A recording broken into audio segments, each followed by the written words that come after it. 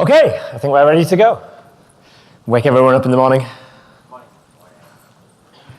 Okay, so I'm here to talk about building container images on your cluster with Knative Build. So hopefully you're here for that talk. I'm Gareth Rushgrove. I work at Docker as a product manager, predominantly on developer-facing tools. You can pretty much find me in most places on the internet as Gareth R. So I'm going to talk about, to start with, I'm going to talk about the user problem that, why do you want to build on your cluster in the first place? It's always nice to have new shiny technology, but what's the problem you're trying to solve? Once we get that out of the way, I'll wax lyrical about why custom resources in Kubernetes are a honking great idea. Introduce Knative Build and talk about partially why you shouldn't do a lot of the things I'll show you, and then what you can do instead. And wildly speculate about what might happen in the future. So, one of the things that I want to start with is just your CI systems, your build systems are production too. Way too often they're even in environments where you've really thought about production, you've thought about security, you've thought about who has access to what and how you might be compromised. The build system ends up as a sort of an afterthought. Oh, it's over there and everyone has access to it and we have a shared Jenkins SSH key. CI systems of production, they're a great way of someone compromising your system that's probably less defended than your front door. So thinking about cluster builds is one way of actually bringing your build pipeline to production. Lots of people maintain really wildly different types of machines for their CI system as well. Again, sometimes this is even different people. It's not given the same weight as your sort of crown jewels, your database servers, or whatever it might be. And ultimately, less variation of the infrastructure you need to manage can only be a good thing from the point of view of the cost of managing it. And fundamentally, software build is a scheduling problem. And it's all about there's some compute that you want to run in a specific order, and you want that to run as quickly as possible.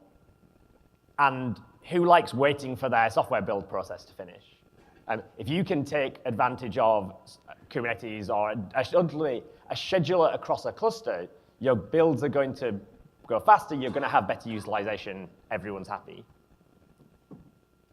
So building on the cluster has a bunch of advantages. We can reduce our operational overhead, we can increase our throughput of builds, and we can think about the software build process as a fundamental part of production, not just something you've tacked on the side that's a bit different.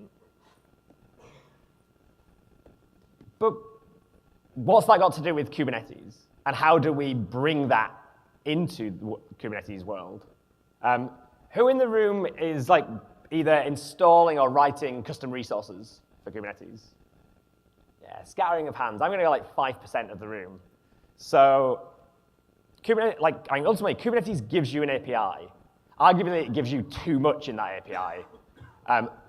There's 300-400 or so API objects. You probably care about a smaller number of those. These are the pods, replication controllers, deployments, all the bits that you're sort of probably familiar with if you've been using Kubernetes. Now, with custom resources, you can extend that API. You can add new objects. And that might be very specific things for your organization. Or it might be things where we have a general problem or a subset of us have a specific problem. Custom resources come in a couple of flavors with CRDs and API servers, and there are sort of trade-offs. The documentation around this has got really good recently, so there's a good explanation of where you might start. But most of that's about if you're writing those. I think there'll be a lot more people using custom resources than writing them. Being able to extend Kubernetes is important because there is a problem where ultimately we all have. But there are lots of problems in software where a subset of us have this problem. Hopefully everyone in this room at least thinks they have a build problem. But there'll be lots of people even here, who are actually using Kubernetes, who do not have that problem or do not have that problem for a specific cluster or specific set of clusters. Being able to extend it optionally with specific features is really powerful. Like, not everything needs to be in the core API. So, well, if we've got a user problem, and extending Kubernetes is actually both possible, powerful, and a really good idea, where does Knative Build come in? So Knative Build is part of the wider set of Knative projects. It's arguably a sort of small part, but I think it's probably very generally applicable. Ultimately, it's a CRD, it's custom resource definition, which adds a small number of primitives to Kubernetes for modeling the software build process. So if you're used to using Kubernetes and deployments and services and other parts to model an application that you're running, this is about modeling, well, how you built that application in the first place. It's obviously available on GitHub, knative/build. Again, all open source, in very active development at the moment, and I'll come back to some of that a bit later as well. But you can get started from there. Again, installing custom resources, and this is true of all of them, Knative Build is no different. They're just installed via the Kubernetes API. It's not different to you running any other workload on top of Kubernetes. So you can install, obviously, blithely grabbing a URL from the internet and kubectl apply might not be always a good idea, but like, we'll trust it for the moment. So what happened? Obviously, you would go and read that long file before you did that, and you would know this was coming. But in this case, like, what did we get out of installing Knative Build? Actually, a really small number of things, which I think is good. There's a controller and there's a webhook service running. And again, these are just workloads running on your cluster. But what they did was add new primitives to Kubernetes. So however you're interacting with the Kubernetes API, maybe you're just doing kubectl, like get pods. Well, now you can do get build and get build template. So a build ultimately is, this is what we call about the individual build. So every time you do every time you build your software, that's a build. It can include multiple steps in there. So maybe you have a step for building an image. Maybe you have a step for testing it. Maybe you have a step for linting the source code, whatever it might be. Builders are an implementation detail. They're around, like, each step is basically run as a container within the pod. Build templates I'll come on to are really a way of making, like, builds parameterizable and much more reusable. And it ties into, it's just a workload running in Kubernetes, so all of the other things are there around service accounts and tying into secrets where you need maybe for pushing an image to a repository, for example. So a word of warning before anyone walks out after the next few slides going like, this is a bit crazy. Knative Build is ultimately pretty low level. It's for tool builders to build on top of. I think it's interesting to look at how it works. And so I'm going to run through that. I am going to come back to some higher level tools that people are starting to experiment with and build on top. So just a word of warning. So thanks to Seb, I don't know if he's in the room, but he had this sort of hello world example, and I just thought this was a useful one to show. And this is, again, like, remember we've extended the Kubernetes API, we've added build, so we've got kind build. We've given this a name, like lots of other resources, and we've defined a series of steps, or rather one step. And all that's doing is it's using a certain image and passing some arguments. It's obviously, that's not actually doing anything to do with software build. It is just going to print the date. Again, that's to the warning. If you're thinking, oh, brilliant, I can take whatever build process I have today and write 1 million documents. Don't do that, please. This, remember, is the API payload. It's useful to understand what's going on at that level, but it's not a user interface. Running that, and we can, again, we're at the API level, we can just apply that document. Well, we'll create a build. We can get that back. We can see the pods. We can get the logs from the pods. In this case, well, it ran, the build was successful. It's not a very exciting example, but it's just like everything else you do with Kubernetes. It gets a lot more interesting when we start introducing build templates. So as I say, build templates are a way of bringing someone some opinions and starting to build a more approachable user interface. I don't want to specify every time I do a build all of the steps required for that build, especially as I might have, I know, hundreds of different projects, all with very similar needs.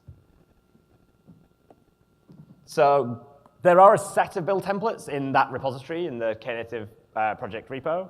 And at the moment, there's ones for the Bazel build tool, Jib, Buildpacks, BuildKit, Builder, Kaniko. At the moment, most of the interest around this has been from basically people who build tools, which gets pretty meta pretty quickly. That was partly how I sort of got involved. Ultimately, I think it will get much more interesting with like higher level templates. Some of those will be specific to your organization and your projects. But I think there's also a lot of potential to have per framework type templates. And ultimately, if you're having an off-the-shelf Django or Rails or React template, would actually be probably, I would argue, a lot more useful than the just pure sort of generic build tool templates. You'll end up building on top of those, but that's different. Build templates, again, Knative Build has added build template to Kubernetes. There's a new object. We can apply, again, like even more arbitrary code from the internet, and we've got build templates there. But let's look a little bit under the hood about, well, what are those things? So a build template breaks down into two main areas. Again, this is the sort of wire format. We've got a series of parameters. So this is just saying, well, some things about our build are going to need to be different between different builds.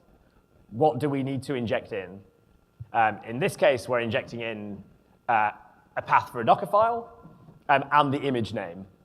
And we've set a default for the Docker file. So very like simple, high-level bits. But you could parameterize your builds with anything you want. And we're specifying a series of steps. Or in this case, a single step, partly so it fits on the slide. And you can see here, both of those variables, the parameters, are actually available to that build step as basically environment variables. So here we're saying, well, build and push, use this executor, use this builder. That's just a container, and that's going to get past the source code, run with those arguments.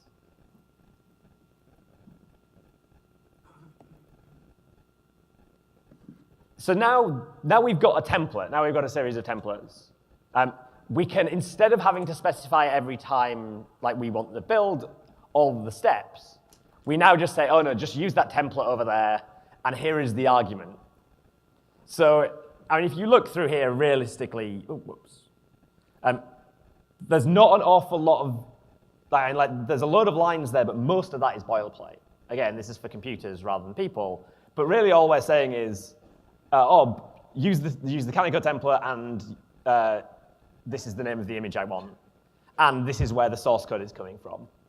So the Knative Build spec allows for source from different places, but often you'll get it straight from a Git repository or some other source control system. And again, we can run that. We can here grab the pod identifier from basically the output from the build. It's buried in there, so you end up sort of jumping around. Again, this is a low-level like API really, more than a UI. And we can grab the logs, and you would see it actually just running the build. You'd see it running in this case, Kaniko or BuildKit or whatever builder you're using.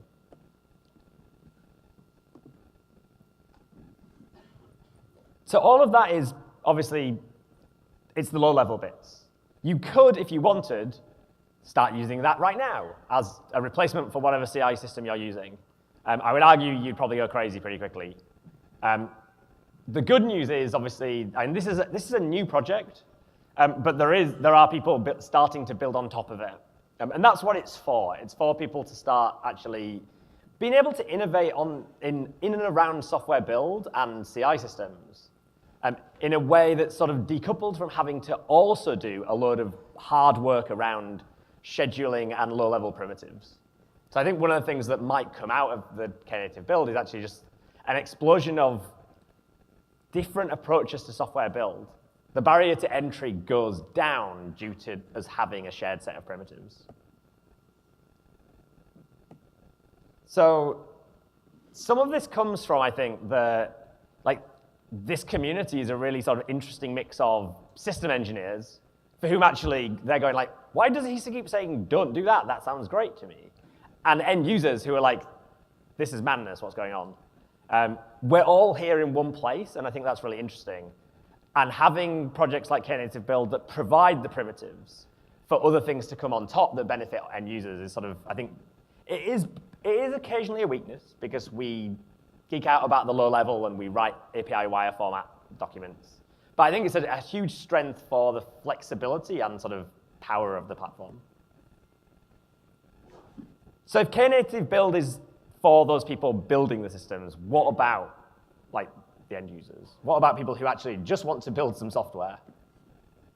I'd say there's a number of different things going on at the moment. I think some of this will end up coalescing together in one place. I've been doing some experiments around build templates. So you saw those documents with build templates. They can get quite big. I mean, if you've got a software build process that has a lot of steps, 7, 8, 9, 10 steps, if you're parameterizing it in such a way that it really is reusable across a large number of projects, maybe even outside your organization, those things can get complex. And actually just parsing them as a YAML document or anything isn't that useful. But as a user, you do want to know, well, that template is a user interface that's been described for you to use. So I think I'll probably end up pushing this somewhere else. It's a bit of a sort of proof of concept at the moment. But I've been playing with a tool to literally just analyze those build things and give us a nice CLI UI. So here you can see instead of this just being a structured data document, I'm pulling out the parameters and the steps and how to use that. So again, simple, but you can start saying well, yeah, that's easier than that big YAML document that's ultimately behind this. There's a number of projects going on at the moment around Knative as a whole, around CLI tooling. So I think there's been talk on the mailing list of sort of some of this being under the Knative banner as a whole. And this is not just build, but there's a few of these projects that I've tried out and sort of have pros and cons around. So yeah, CNCTL, again, a CLI tool for Knative that includes build. And Seb, who had the Hello World earlier with the trigger mesh stuff as well, so TM. I'll show a quick demo of that in a moment as well. That, again, is a tool for all of Knative, but actually works really well just with the build stuff as well. So here we start seeing a higher level approach to the problem.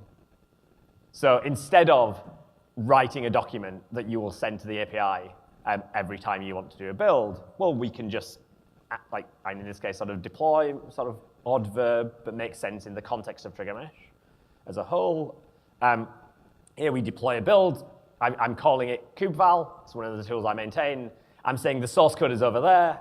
I'm saying use this build template.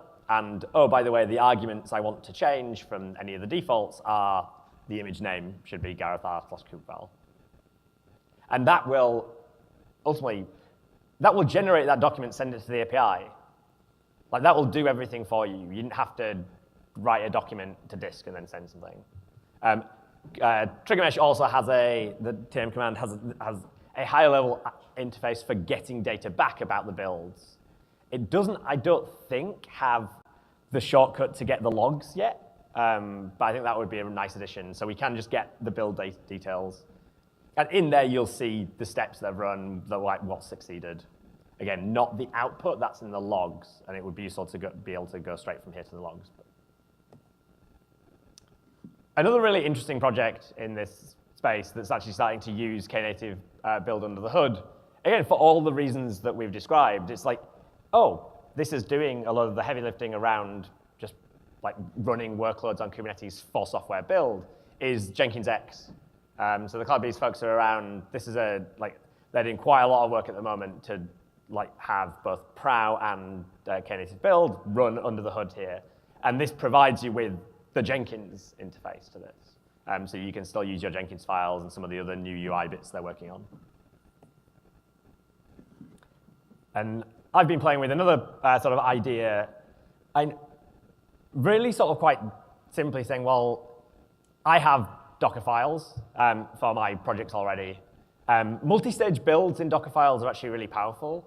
I think as they were introduced sort of maybe a year or so ago, they're generally used for compiled languages, and people have 2 stages.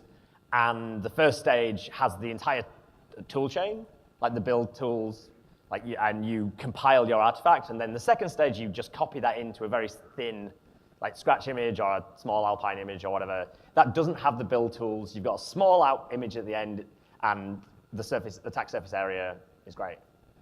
That's probably 99% at the moment of the multistage build examples I see. But you can do a lot more here. So actually, this example is from a bigger example, and I'll show you the URL in a second, where I'm actually just running the tests. I have builds in the multistage build for running the tests. I have checks, and this is a Python application that checks the sort of security things, running the Aqua micro scanner, double checking other known security vulnerabilities. I've started playing with this convention of capitalizing some of the build stages, so test, check, security here, as basically a sort of a quasi interface, saying, oh yeah, these are public, if you like, and then automatically generating the Knative build steps. Because if you look at this is hugely repetitious, and the only things that vary are the things I extracted from my Docker file. So you can have a Docker file, you can just run local builds on a single Docker engine, but you can also expand that out into an entire build pipeline in Knative. You can see some of these examples in this repo as well. There's other things there around expanding that into both GitHub Actions and other sort of platforms. Again, it's not a general solution to sort of arbitrary complex builds, but actually they're sort of having just having the UI for Dockerfile and expanding it into sort of other different platforms is sort of quite interesting. I'm playing with at the moment. So let's see some of that working. Hopefully. So, as I said, I've got. Oh, can I make it bigger? That's a good question. I will make it a bit bigger. 1 second.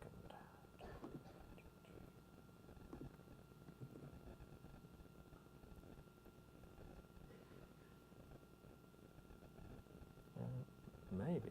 Hang on. Oh, there we go. Oh, is that better at the back? Oh, no.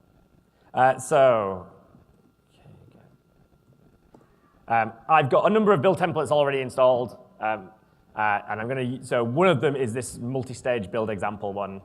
I think I should have that. Luckily, as I said, and you can have quite complex build templates. This is actually something that I'm mechanically generating from that Dockerfile trick, but it didn't need to be that sort of relevant. I am just using this locally. I've got a local Kubernetes install with Docker Desktop, and I've got the socket mounted. Obviously, in a cluster situation, that's not a good idea, but it's handy locally because then I'm building on my cluster, but I have access to it from all my other tools as well. And yeah, there's a whole bunch of steps in here. I'm running well, I'm running tests, I'm running checks, I'm running structure tests, which is basically an acceptance testing thing for images. And finally, I'll build and push, well, locally an image. So, yeah, so I could create a build file, I could do it manually. It's much easier with some of the high-level tools. So here I'm doing tame deploy, build. I'm going to call my build multi. The source code for this is that repo I showed you previously. I'm using that template I've just shown you, and I'm giving my application a name. But what happened? Well, there's a build there. Let's go have a look at it.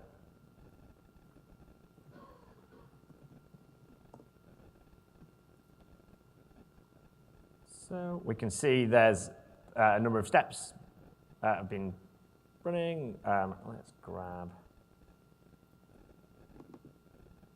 that. So I know this is one of the areas where we'll see higher level tools undoubtedly emerge. And some of this will then be abstracted even further away from you for things that aren't actually about Knative Build. They're about Jenkins X or similar. But it's useful to sort of see what's going on. Okay, get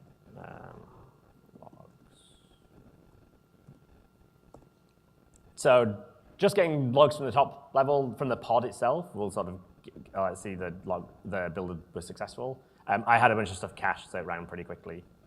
But we can also get the logs for the individual steps. So you get build step. This is a good question. Which steps have I got in there? So the step names are like these bits here. So build, check, test. -C.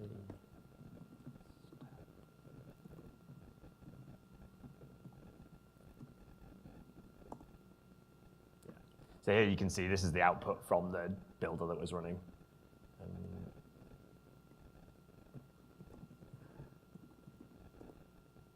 And there's the output from the acceptance tests that we're running. So all of the information is available there. It's just not necessarily like super easy to get to at the moment. So that's a sort of like pretty quick run through of where things stand now. Bear in mind this is a pretty new project. I think it's already really interesting, especially if you're like interested in building like new or even existing sort of build tools. But I think the future is going to be even more interesting. So Knative sort of came out and there was a small number of people who had been working on it ahead of time. I think a number of people have come in, not just to Knative in general, but Knative Build in particular, and got involved. It's an open source project. It's attracting people to it. There was a lot of discussions on Slack and in design documents actually about some of the, is this actually just the right abstraction? Is this the right API object? All of these are alpha in the CRD. Things will change. And one of the big changes coming is actually around a new CRD, which is build pipeline. This is even newer. There's not even an installation mechanism that just uses files from the internet yet. You need a whole Go tool chain to get this up and running. But that's changing pretty rapidly. This is really bringing the concept of that pipeline as a first class, like part of Kubernetes.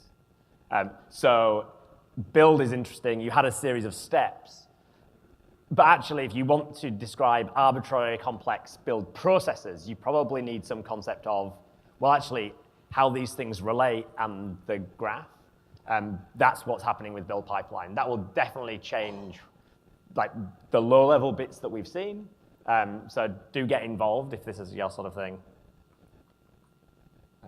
Actually, I think Matt just wandered up and said hi, so he's around if you want to talk about that with him. So it's early. Like it's definitely for sort of tool builders, but I think there's a lot of things going on that interest me at least. And I think it's interesting to speculate about what we can build on top of this. These might all be great things you can go away and build and do a talk about next KubeCon. The idea of a unified backend for different CI systems is sort of interesting, I think. imagine several different CI systems built on top of these low-level primitives. And you can be running different ones in different places without quite the same overhead as you would do today. Maybe different teams genuinely need different types of interfaces because they're building different types of things. And right now, you'd have to make these sort of trade-offs where it's like, well, okay, but you have to maintain separate infrastructure, separate concepts, the whole stack separately. That's probably far too much of an overhead. And you'll probably say, no, you have to use this. And everyone's like, oh, but I want to use this. By sharing all of the back end, by sharing all of those low-level primitives, it becomes just about the user interface. And maybe then there are arguments for having different user interfaces in different places. And there's some level of compatibility because of the low-level bits. And Kubernetes supports different schedulers for different purposes. It's I think, like not used that much, because actually a lot of the workloads people are doing are similar.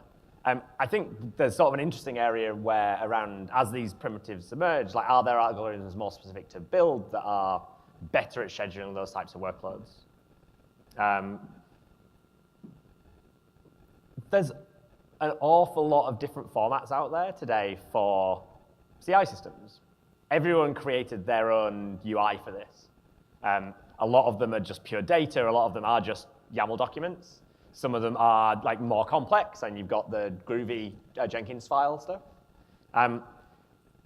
Having a sort of, and again, like that build step things to converge on, again, like it can just become a UI problem, not something that has to span all the way through.